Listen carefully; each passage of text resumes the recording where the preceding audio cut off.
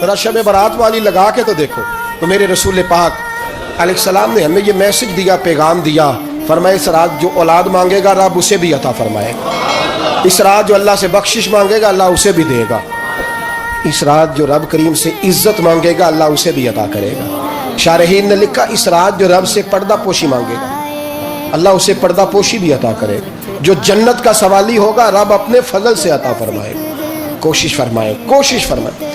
10 محرم کو ہمارے ہاں لوگ جاتے ہیں قبرستان, وہ کسی حدیث سے ثابت نہیں, میں منع نہیں کر رہا, جائیں 9 محرم کو جائیں, 10 کو جائیں, 11 کو جائیں, 8 کو جائیں, سفر میں جائیں, ربیع الاول میں جائیں, قبرستان میں جب بھی جائیں منع نہیں ہے. لیکن شب برات والی رات تو خود رسول کریم گئے ہیں نا قبرستان.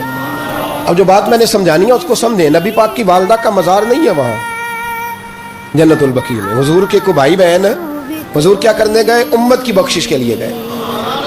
شب برات کی رات لالچی نہ بنے کہ صرف میں نے اپنے لیے روزی مانگنی ہے, کل امت کے لیے مانگے رب کریم سے.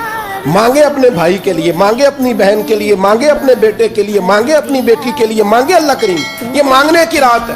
پچھلی راتی رحمت رب دی کرے بلند آوازہ, بخشش منگن وارے کارن کھلا جے دروازہ.